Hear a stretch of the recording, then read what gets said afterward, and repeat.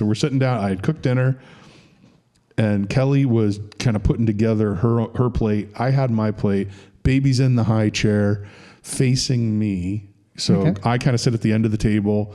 She's off on that side. And we have a tablecloth. She now has grabbed, so she will grab, so she tries to do literally the pull away, except on the table is, Kelly has one of these Stanley Cup tankard mug things, the water like thing? the really big ones, and it's metal. Oh God. And I look up to see her like Tug-of-War style pulling the tablecloth toward the edge, and that thing is on the edge, literally about to fall on her. Yeah, that would not. And I'm like, whoa, jump up, catch it. And you are in that moment. You have to watch that baby. Oh yeah. And you're still lucky enough where they're not walking around or crawling. Already she's found a way to endanger herself.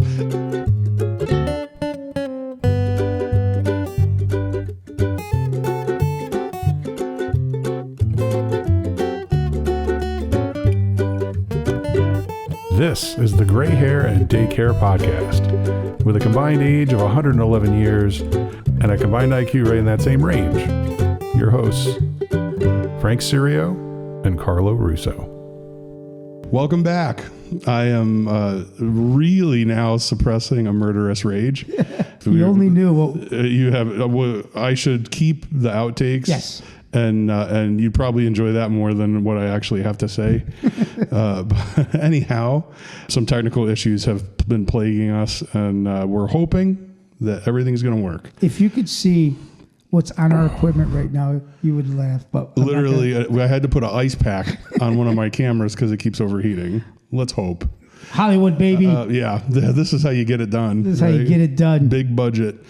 So here we are. As always, I am Frank Serio. I am 56 years old, and my little girl, Baby Josie, is 6.5 months old. Wow. So welcome back. 6 in a month. 6.5 months. 6 in a month. 6.5 months.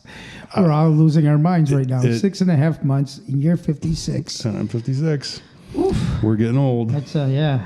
I just 2 days after your birthday was mine. Yeah. We had a discussion before we were recording that I'm starting to feel like I'm older gentleman. 50, a senior 55 statesman. plus. Yeah, 55 plus is not 40s anymore. No. And it's weird because when I was in my 40s, I thought, God, can't believe I'm 40. It's not like I was 30.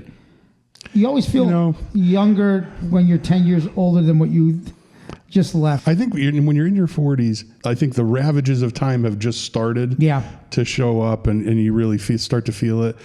But you also have a lot of things figured out for the first time in your life. I know for me, because I'm as you would know by the fact that I just became a parent, I'm a late bloomer. So it took me until my 40s to figure out some of the more basic things about life. And so it's like it's an okay trade. Like you wouldn't trade, when you're in your 40s, you wouldn't trade places with a 30-year-old. No. And because 30s was, but now that we're in the back half of 50s, you start to, it's not that you resent young people, but I think you have less. I know for me, I have less patience with younger people sometimes. You know what I noticed? That in my 40s and 30s, obviously, I didn't even think about, even if it was happening, I wasn't thinking that it was happening. In my 50s, when someone younger says, "Thank you, sir," I honestly believe that, they're talking to an old man. Right. Like when I heard that in my 40s, like, "Sir, who? What are you talking about?" Yep. But now when I hear that, I hear something, opening a door for me, or I open a door. "Thank you, sir." And I'm thinking, they're probably like, "Look at this little old man. How nice of him opening the door." And I never felt that before. It's funny that we say that, because one of the things that I very rarely, but lately I've been going there a lot. There's been a Chick-fil-A around here for a while. Yeah. And I never really used to go there. Me either, yeah. And I went a couple times, and it was such a stark contrast to the service you get everywhere else. Because these kids are all like, they're not, and they say like how they're delighted to help you, and they're always, please and thank you and sir and ma'am. And it's kind of, it's pleasant. It's a throwback. It really is. You feel like you've gotten into a time machine. Welcome. Oh, thank you very much. Yeah. Oh, man. Sadly, there's a marked difference in the service. So, but it's nice.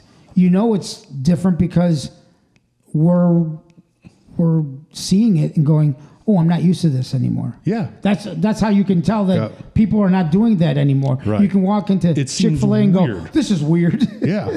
But I go back because I want to, I want to experience it again. And it's so funny that you say that. You would think other companies would look at that format and go, people have really not a lot bad things to say about customer service at Chick-fil-A at all. Nope. Why aren't we doing the same thing? Right. Now, you don't have to be all religious, but why aren't we following that, courteous, clean? And the whole thing with the religious thing, because they're closed on Sunday. Yeah, that was the big. Everybody used to be closed on Sunday. Yeah, that was just everybody. And we're old when we're reminiscing. Yes, we're reminiscing my day. Back in the days when you got good service. Yeah.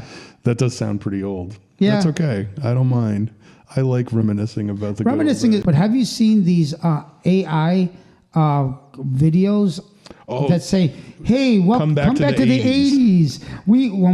And I look at that and go, "Yep, oh my that's God, what everything it was hits. Like. Everything hits that they say." These kids, if you don't know what I'm talking about, a video of these children, they're probably 12, 13 years old, 15, and they're riding their bikes, and a kid comes up and goes, "Hey guys, we're from the 80s. Remember the 80s when we used to, stay outside until the light, came on, or lights came we on. Used to all that. Yeah, we used to go to the mall. All the girls look like Lori." And they were comparing, saying, our Instagram was taking photos or taking a Polaroid or something, and it's it's very reminiscent of our time at that age as teenagers. Yeah, it does. It really does. And it was so it reminds you of that. I know back then we were all worried, and there was still fear, but it felt so free. I don't know. Do kids feel that right now at 12 and 15? Do they feel like we did? Yeah. I don't think they do, because we didn't have have that constant distraction in our pocket or in our hand. Yeah. And you had to go socialize. We've talked about this before. If you wanted a girlfriend, you didn't just go flip through an app and swipe one way or the other. You had to make an effort. You had to go learn you had to learn how to dance. Right. you had to go to a bar. You had to go get it. You had to do your hair. You couldn't look at it. Yep. You had to put on your expensive jeans that were probably $30. Well, you had to have a personality. Yep. Unfortunately, you had to have. You had to make one, right? Yeah, if you didn't have one, you were probably home on Friday nights, or you had to. I got to come up with a personality that I can sell myself. You had to screw up the courage to walk up to some girl, ask her to dance. And then they say no, and you can cry, and that's you fine. Just get drunk and pick a fight. But now you just become anything on these, on the internet. You can become, I'm a suave, while you're sitting in your underwear in your basement, Yeah. It's very different. Yeah, and I can just imagine what Josie... 15 years from now, or 12, whatever, the gap that we were talking about, 13 to 15 or whatever, I can just, what is going to be there? Hopefully, maybe it goes backwards. It goes back to okay, social media is not really good. What's been happening in the last week, we literally bookended the last time we recorded. It was minutes after Charlie Kirk was assassinated. Oh my God, true, yeah. And then earlier today, some crazy person shot up an ICE facility and ended up killing a detainee, and several people. That didn't work out. Yeah, that's not the result they were looking for. But I didn't even know that. It just happened earlier today. And if this stuff keeps happening, I think it is there. I think maybe for the first time, I think in a long time, I think it could swing back the other way. Because I always say, you'd always say it's like a pendulum, right? It swings one way, it swings back the other way. It never swings back. It's a ratchet. It swings one way, and let's face it. So from the first day of the Obama presidency to now, we went from marriages between a man and a woman to if you don't let this drag queen read to your kid at the library, you're racist, you're a horrible bigot, person. Yeah, right. That's it, in what? And if you believe 16 years. if you believe in God, you're horrible. You're a Nazi. You're a Nazi. Yeah. So okay, as I'm wearing my crucifix. So yeah, so it's not it always it swings, but it never goes all the way back. Swing, It never goes all the way back. But now I do think it's been so impactful. So many people have been affected by what's happening that I think maybe it will go the other way, and I think it would be good for it to go the other way a little bit. No, I think we need a little bit of that. Yeah, a little bit of that in our lives, because I'm telling you, I remember the summer nights in the 80s and even the 90s, and it felt different. Social media made people antisocial with themselves, like face to face. Yeah, everybody's a war. Everybody's like, you know what it is? A tough guy. Other people's opinions then didn't matter so much. Yeah, right. You had your friends, and you cared what they thought. And then if somebody else, if somebody didn't like, who I didn't even know anybody else's opinion. Right. It did, because you couldn't. It wasn't on your face. Right. Yeah. Like the only opinion you heard about was people you knew. Yeah. And you generally probably hung out with people like you, yourself. Yeah. And you might disagree with a friend here and there, but most of the time, okay. And we weren't talking Middle East. We weren't talking religion. No. We were talking, hey, you see the new video on MTV?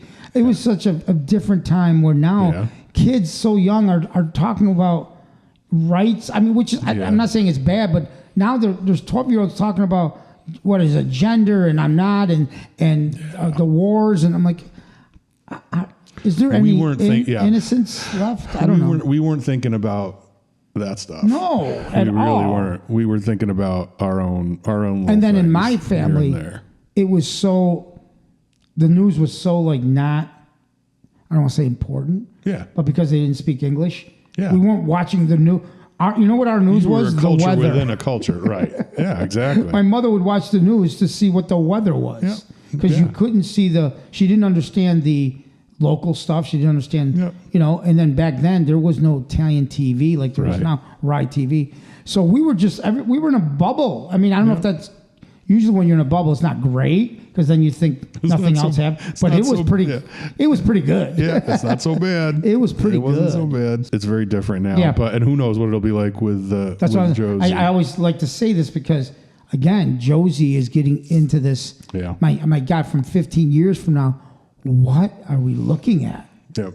Yeah. But I bet everybody used to say that. Oh my God, what are our kids going to grow up to? And yeah. I think that the older I get and the more things change, the more I identify with how disconnected my father seemed from the way things were then. Yeah. Right? He just couldn't understand. Right. How it could be like that. You never know. Maybe the pendulum will swing back a little bit. It doesn't have to go all the way back. No, it shouldn't go all the way back. We're in a real. The scariest thing is these recent polls that show that almost half of people under 30 think that sometimes political violence is okay. Yeah, it's tough. So let's bring it back to babies. That's right. Well, so we do have. So we're going to start off with what is always not a book report, but a book report. So the book report this week. Is it a book? It is not a book. Of course not. It isn't. But I get there's a lot of. It's just a title. Book report is just a title. It's just a segment to get over it. Just a segment. It was from the Detroit Free Press, this article, but it was through Yahoo News, and it's basically experts sharing why the first 5 years are so critical. It was an interesting article, and it talked about how essentially 90% of all brain development happens by the time a kid is 5. So from 5 on, it's just 10%, the remaining 10%. And the analogy that I think hit home, one of the analogies they made was, it's like building a house. You might be able to remodel the house. You can change the windows. You can paint the shutters. You can do those things, but you can't rebuild the foundation. Yeah, the foundation. If the foundation isn't good, you're going to live with it. There's going to be cracks. There's going to be problems, right? Now, but if the foundation is excellent, solid, you can do great things. So I think Kelly really had this right from the beginning to a degree that I didn't.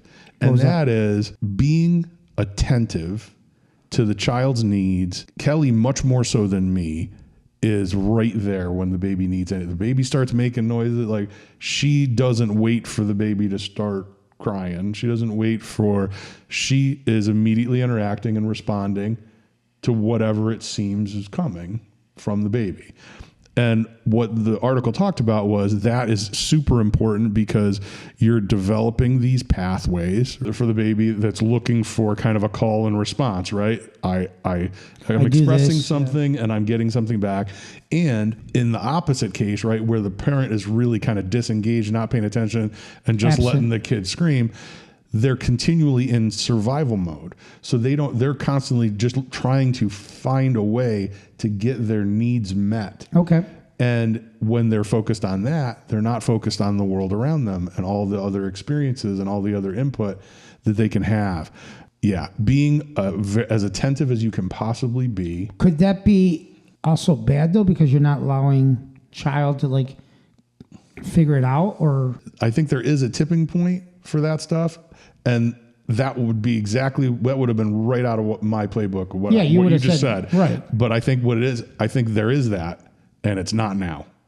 It's it's further down the road, right? Okay. Maybe not at 5, but at 6 months, initially right now, with the amount of learning, her seeing that there is support. React. Boom, boom, yeah. Exactly. And also just the interactive stuff. When she's making goofy noises, reacting to her, having the fake conversation is actually very meaningful, right? So, because it's creating the interaction that I do something and there's a reaction and I do this. Well, it does make sense. I mean, but again, there's that, like you said, that fine line of, okay, when does it become dangerous enough where it's like, oh, now the child thinks, I don't have to do anything. Yeah, all of a sudden you're waiting on an overweight teenage kid playing video games. You've just you always were there. We're talking about to comfort, I guess. Yeah, in the very early stage where we're living right now with Baby Josie. Well, it makes sense. So I thought that was a good article, and it just reinforces, and you see it because now it's just things change so fast. Yeah. Just facial expressions and the level of engagement. I mean, just walking in today, and she's sitting in her that little activity center. Weeks ago, she would be in her arm. I mean, I never saw her standing when we there. first got her in there, she was so small. She was big enough for it, but her feet from the seat to the platform, her feet didn't reach. So I would have to fold up we would have to fold up a blankie and put it there so her feet would touch. Gotcha. And then she didn't need the blankie. Today, Kelly just moved. You can move the platform down as they get taller. Gotcha. Yeah. She just stepped it down because she's like surfing on the thing now. Yeah. So changes are happening. The changes happen super fast, and just like the other day, she's making faces, and all of a sudden she did the first like eyebrow where the eyebrow went up. I'm like, there was eyebrow happening. She's so cute. Oh, she's adorable. She's an adorable little girl. Adorable. And we get these photos, these texts from the family here, and my wife just eats it up. She'll be at work, probably in a hard day, and little Josie's face will come through. I'm like, oh. It's fun. I love taking the pictures. That's awesome. So that was our book report. Don't miss any of the fun. Subscribe on YouTube. Follow us on Facebook, Instagram, and TikTok. And now we are up to the real meat of the show, which is what just happened. I love the meat of the show. The meat. I just grab it like a Palmer grip. It's lean. Very tasty. Sometimes it's fatty. We have a lot of stuff that happened. Do we have a fatty one this week, or do we have a lean? What happened? Do we have a lot of stuff that happened? We got some good juicy stuff. We got some fat on this. So on this meat. So this time, developmentally, we're working on one of the developmental milestones, which I didn't know, but it is. Mm-hmm. So the recent ones have been kind of the rolling over. We talked about that last time. She does that very effectively. Mm-hmm. Pressing up, sitting up unassisted. She's still working on that. banging things together and banging things. That's fun. She has become very good at banging things together and banging things. I forgot about that time. Yeah, they just hit everything. Yeah. It's interesting to see. And it's also surprising how strong she is, because she is at this point now, because of that, becoming a little bit of a threat, right? Like you got to be careful. It's fun because she's so laser focused now. Sure. So a lot of times if we're hanging out together, I will be like laying back on the couch and I'll put her almost like she's like, her legs are up, almost like she's right here. Yeah. And her face is right there and she'll be looking at me. And all of a sudden I'll see it and you'll see she'll zero in and all of a sudden, like, she's got my nose. She's got my chin chub. Especially with our glasses. Oh yeah. Going for the glasses, doing those things. And boy, she gets a good grip and she'll reach right in, like grab whatever. So God. she gets right in there and does that stuff, but she'll also do other stuff. Just last night, this was actually a little bit scary. So we're sitting down, I had cooked dinner and Kelly was kind of putting together her plate. I had my plate. Baby's in the high chair facing me. So I kind of sit at the end of the table. She's off on that side. And we have a tablecloth. She now has grabbed, so she will grab, so she tries to do literally the pull away, pull away, except on the table is, Kelly has one of these Stanley Cup tankard mug things, the water like thing? the really big ones, and it's metal. Oh God. And I look up to see her like Tug-of-War style pulling the tablecloth toward the edge, and that thing is on the edge, literally about to fall on her. Yeah, that would not. And I'm like, whoa, jump up, catch it. And you are in that moment. You have to watch that baby. Oh yeah. And you're still lucky enough where they're not walking around or crawling. Already she's found a way to endanger herself. Stationary. Yeah. Kelly's like, what happened? I'm like, your tankard almost clobbered her. Stanley Cup. Yeah. Like, you got to be careful with that. And the shell Stanley Cup. So no more tablecloths for my next trick. That's fun. Yeah. No. Holy cow. I forget. And then the throwing. That'll happen. Oh yeah, there's some of that now. And it'll get stronger. Yeah. Right now it's more, I'm just going to push things off my little table. Yeah. I'm going to drop it on the floor again. That's it. There's that. But I'm sure it won't be long and things will be flying. The other thing that I think is fun is now there's enough hair that when she wakes up in the morning, it kind of does stuff. Like it's not where we can brush it or do anything with it yet. But it's up. But you can, it's there. So that's so cute. It looks like a little. She's a little cute little monkey. That's so fun. So there is that. The other pretty big news was her 6 month pediatrician visit. She was 85th percentile for height, 23rd percentile for weight. Now she is 83rd percentile for height and 16 for weight. So she's skinnier. She's still on track. Like, they weren't concerned about her weight. She's going to look like your wife and sister. Yeah. They said that's their family. Yeah, that's her sister literally said that's our genes. Yep. Without a doubt. Yeah, she's going to be tall. She's going to be tall. Which is not bad. No, it's not a bad thing. No, you take that all day. Absolutely. Tall and thin woman. Nothing wrong with that. Nothing wrong with anything other than that. But I'm saying that's right. Yeah. So she was doing well. Everything, checked her all out. And everything was good. We had a new PA that we saw this time. She got the last round of the vaccinations. Had a little bit harder time taking it with the vaccinations this time. And it was the same nurse who did a great job last time.